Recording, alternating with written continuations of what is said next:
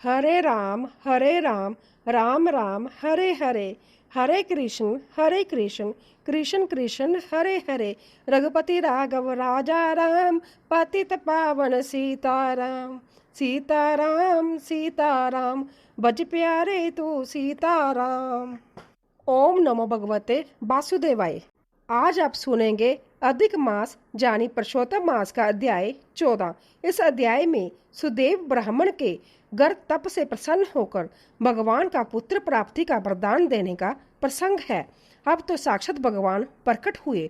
श्री नारायण बोले, नवीन मेघ के तुल्य वर्ण वाले विश्व रक्षक, जगत के पालन करता, चार बजाओ वाले अति प्रसन्न मुरारी के दर्शन करके बड़े हर्ष से सुदेव ब्राह्मण ने भगवान मुकंद को साष्टांग प्रणाम किया। श्री नारायण बोले, फिर भक्त वत्सल श्री विष्णु भगवान के हाथ जोड़कर सुदेव ब्राह्मण गदगद स्वर से स्तुति करने लगे। वह बोला, हे देव देवेश, त्रैलोक्य को अभय देने वाले प्रभु, हे सर्वेश्वर, आपको नमस्कार है। मैं आपकी शरण में आया हूँ। हे परमेश्वर, नमस्कार करने योग्य हो, विश्व के आधार हो, विश्व के एकमात्र रक्षक हो, दिव्य हो, विश्व के आकार हो, विश्व रूप को फल के बीज हो, फलों के आधार हो, फलों के मूल हो, फल के दाता हो, तेज स्वरूप हो, तेज के दाता हो, सब तेजस्वियों में श्रेष्ठ हो। हे कृष्ण, हे विष्णु, हे वासुदेव, मैं आपको नमस्कार करता हूँ।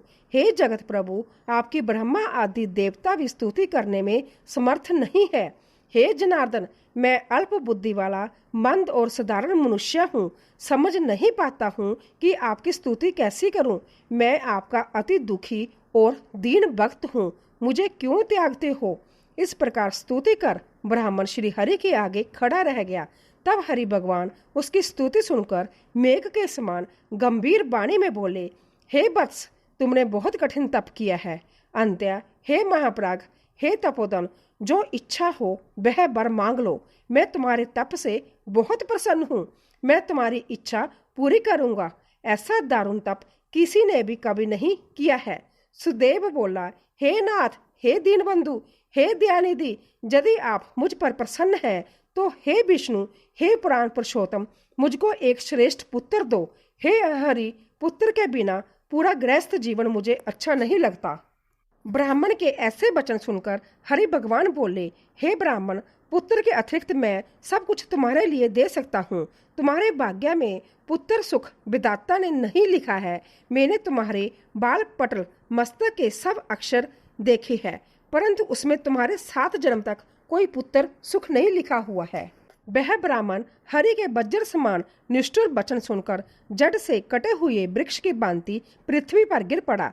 पति को गिरे हुए देखकर उसकी स्त्री अत्यंत दुखी हुई और स्वामी के पुत्र की इच्छा पूरी ना होते हुए देखकर रोने लगी। फिर धीरज धर पति से गौतमी बोली, हे नाथ, उठिए उठिए, क्या मेरे वचन आपको याद नहीं है। जो कुछ विधाता ने भाग्य में लिख दिया है वही सुख दुख प्राप्त होता है। इसमें रमानाथ भगवान विष्णु क्या करे। मनुष्य अपने किए हुए कर्मों का फल भुगतता है। जैसे मरते हुए को औषधि देना निष्फल हो जाता है, वैसे ही अभाग्य पुरुष का किया हुआ उद्योग भाग्य के प्रतिकूल होने से व्यर्थ हो जाता है। जग दान तप सत्य व्रत द्वारा हरि की आराधना श्रेष्ठ है, किंतु इसे भी सब वेदों में भाग्य फल श्रेष्ठ माना है। अंत्य है भी पर सबका विश्वास छोड़कर भाग्य का ही सहारा पकड़ो, इसमें हरि का क्या प्रयोजन है। इस प्रकार पत्नी के असहाय तीव्र शोक से युक्त वचन सुनकर उनके दुख से दुखी हुआ गरुड़ शोक सागर में डूबी हुई ब्राह्मणी तथा ब्राह्मण को देखकर हरि भगवान से विनम्र होकर बोला, हे दीनबंधु, हे दया सिंधु, हे भक्तों को अभय करने वाले, हे प्रभु, आज आपकी भक्तों के दुख को ना सहने वाली दयालुता कहाँ चली गई। शरणागत की रक्षा करने का आपका धर्म आज कहाँ चला गया। अपने भक्तों को देने के लिए आपके हाथों में चारों प्रकार की मुक्ति रहती है, तो भी आपके भक्त उत्तम भक्ति की इच्छा करते हैं, मुक्ति की कामना नहीं करते। उनके आगे 8 सिद्धियां दासी के समान खड़ी रहती है। ऐसी तो आपकी आराधना की महत्ता है जो स्वतंत्रता विखायत है। फिर इस ब्राह्मण की पुत्र की कामना पूरी करने में आपको क्या परिश्रम है। भला हाथी का दान देने वाले पुरुष को अंकुश का दान देने में क्या दुविधा है। आज से कोई भी मनुष्य आपके चरण कमलों की सेवा नहीं करेगा, क्योंकि जिसके भाग्य में जो लिखा है उसको वही निश्चय ही मिलना है। इस प्रकार लोक में यह विश्वास प्रचलित होने से आपकी भक्ति लुप्त हो जाएगी। हे नाथ, आप में करने, ना करने और अन्यथा करने की क्षमता है, यह सर्वाधिक है। वही क्षमता इस ब्राह्मण को पुत्र ना देने से नष्ट हो जाएगी। मेरी प्रार्थना है कि आप इसको अवश्य ही एक पुत्र दीजिए। सुदामा ब्राह्मण ने आपकी आराधना से महान ऐश्वर्य पाया और संदीपनी को आपकी कृपा से मरा हुआ पुत्र पुण्य प्राप्त हुआ। वैसे ही जब दोनों स्त्री पुरुष पुत्र की कामना से आपकी शरण में आए हैं। श्री नारायण बोले। इस प्रकार गरुड़ जी के वचन सुनकर विष्णु भगवान अमृत तुल्य वचन बोले, हे वैंते गरुड़, इस ब्राह्मण को मनोवांछित एक पुत्र शीघ्र ही दे दो। इस प्रकार हरि के अपनी इच्छा के अनुकूल वचन सुनकर गरुड़ जी का हृदय अंतित प्रसन्न हो गया और तत्काल उस दुखी ब्राह्मण को उसकी इच्छा के अनुरूप भाग्यवान पुत्र का वर दे दिया। अगले अध्याय में आप सुनेंगे सुदेव को पुत्र की प्राप्ति का वर्णन। श्रीमद् भागवत गीता अध्याय 7। इसी के साथ अब आप सुनिए भागवत गीता का यह 7वां अध्याय। भगवान श्री कृष्ण अर्जुन से बोले, हे पार्थ, तू मेरे में अनन्य प्रेम से आसक्त हुए मन वाला और अनन्य भाव से मेरे परायण होकर जोग में लगा हुआ मुझको संपूर्ण विभूति, बल, ऐश्वर्य आदि गुणों से युक्त सबका आत्म रूप जिस प्रकार संशय रहित जानेगा, उसका सुन। मैं तेरे लिए इस रहस्य सहित तत्व ज्ञान को संपूर्णता से कहूँगा, जिसको जानकर संसार में फिर और कुछ भी जानने योग्य शेष नहीं रहता है। हजारों मनुष्य में कोई ही मनुष्य मेरी प्राप्ति के लिए जतन करता है, और उन जतन करने वाले जोगियों में भी कोई एक ही पुरुष मेरे परायण हुआ मेरे को तत्व से जानता है, अर्थात यथार्थ मर्म से जानता है। हे अर्जुन, पृथ्वी, जल, अग्नि, वायु और आकाश तथा मन, बुद्धि और अहंकार भी ऐसी यह 8 प्रकार से विभाजित हुई मेरी प्रकृति है। यह 8 प्रकार के वेदों वाली तो अपरा अर्थात मेरी जड़ प्रकृति है, और हे महाबाहो, इससे दूसरी को मेरी जीव रूप परा अर्थात चेतन प्रकृति जान, जिससे यह संपूर्ण जगत धारण किया जाता है। हे अर्जुन, तू ऐसा समझ कि संपूर्ण भूत इन दोनों प्रकृतियों से ही उत्पत्ति वाले है, और मैं संपूर्ण जगत का उत्पत्ति तथा प्रलय रूप हूँ, अर्थात संपूर्ण जगत का मूल कारण हूँ। इसीलिए हे धनंजय, मेरे सिवा किंच मात्र भी दूसरी वस्तु नहीं है। यह संपूर्ण जगत सूत्र में सूत्र के मन को मणियों का सदृश मुझ में गुंथा हुआ है। हे कुंती पुत्र, मैं जल में रस हूँ, चंद्रमा और सूर्य में प्रकाश हूँ, और संपूर्ण वेदों में ओंकार हूँ, तथा आकाश में शब्द और पुरुषों में पुरुष तत्व हूँ। पृथ्वी में पवित्र गंध और अग्नि में तेज हूँ, और संपूर्ण भूतों में उनका जीवन हूँ, अर्थात जिससे वह जीते हैं वह मैं हूँ, और तपस्वियों में मैं तप हूँ। हे अर्जुन, तू संपूर्ण भूतों का सनातन कारण मेरे को ही जान। मैं बुद्धिमानों की बुद्धि और तेजस्वियों का तेज हूँ।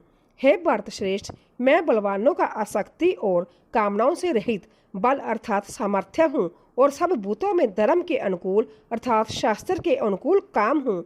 और भी जो सत्व गुण से उत्पन्न होने वाले भाव है, और जो रजोगुण से तथा तमोगुण से होने वाले भाव है, उन सबको तू मेरे से ही होने वाले है ऐसा जान। परंतु वास्तव में उनमें और वह मुझ में नहीं है। गुणों के कार्य रूप सात्विक, राजस और तामस, इन तीनों प्रकार के भावों से अर्थात राग, द्वेष आदि विकारों से और संपूर्ण विषयों से यह सब संसार मोहित हो रहा है। इसीलिए इन तीनों गुणों से परे मुझ अविनाशी को तत्व से नहीं जानता, क्योंकि यह अलौकिक अर्थात अति अवैधुत त्रिगुणमयी मेरी जोगमाया बड़ी दुस्तर है। परंतु जो पुरुष मेरे को ही निरंतर बजते हैं, वह इस माया को उल्लंघन कर जाते हैं, अर्थात संसार से तर जाते हैं। ऐसा सुगम उपाय होने पर भी माया द्वारा हरे हुए ज्ञान वाले और आसुरी स्वभाव को धारण किए हुए तथा मनुष्य में नीच और दुष्ट कर्म करने वाले पापी लोग मुझे नहीं बचते। हे भरत श्रेष्ठ अर्जुन, उत्तम करने वाले अर्थात धन की चाह रखने वाले, आर्थ, दुखी, जिज्ञासु और ज्ञानी, निष्कामी, ऐसे 4 प्रकार के भक्तजन मेरे को बचते हैं। उनमें भी नित्य मेरे में एक ही भाव से स्थित हुआ अनन्य प्रेम भक्ति भाव वाला ज्ञानी भक्त अति उत्तम है, क्योंकि मेरे को तत्व से जानने वाले ज्ञानी को मैं अत्यंत प्रिय हूँ। और वह ज्ञानी मेरे को अत्यंत प्रिय है। यद्यपि यह सब ही उदार है, अर्थात श्रद्धा सहित मेरे भजन के लिए समय लगाने के कारण उत्तम है, परंतु ज्ञानी तो साक्षात मेरा स्वरूप ही है, ऐसा मेरा मत है। क्योंकि वह स्थिर बुद्धि ज्ञानी भक्त अति उत्तम गति स्वरूप मेरे में ही अच्छी प्रकार स्थित है, जो बहुत जन्मों के अंत के जन्म में तत्व ज्ञान को प्राप्त हुआ।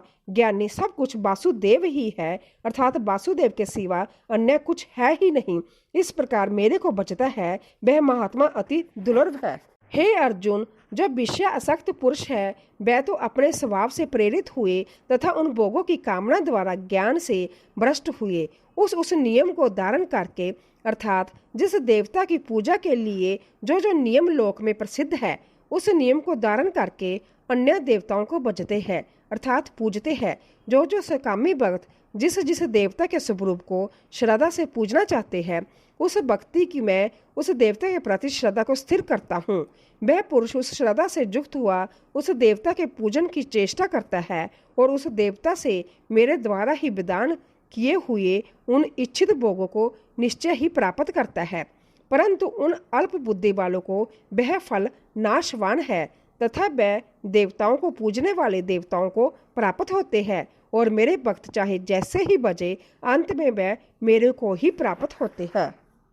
ऐसा होने पर भी सब मनुष्य मेरा भजन नहीं करते। इसका कारण ये है कि बुद्धिहीन पुरुष मेरे अनुत्तम अर्थात जिससे उत्तम और कुछ भी नहीं ऐसे अविनाशी परम भाव को, अर्थात मैं अजन्मा अविनाशी हुआ भी अपनी माया से प्रकट होता हूँ, ऐसा प्रभाव को तत्व से ना जानते हुए मन इंद्रियों से परे मुझ सच्चिदानंद परमात्मा को मनुष्य की भांति जन्म कर व्यक्ति की भाव आम मनुष्य को प्राप्त हुआ मानते हैं।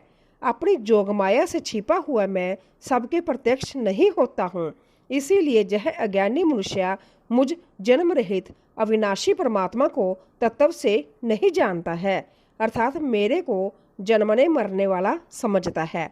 हे अर्जुन, पूर्व में व्यतीत हुए और वर्तमान में स्थित तथा आगे होने वाले सब भूतों को मैं जानता हूँ, परंतु मेरे को कोई भी श्रद्धा भक्ति रहित पुरुष नहीं जानता।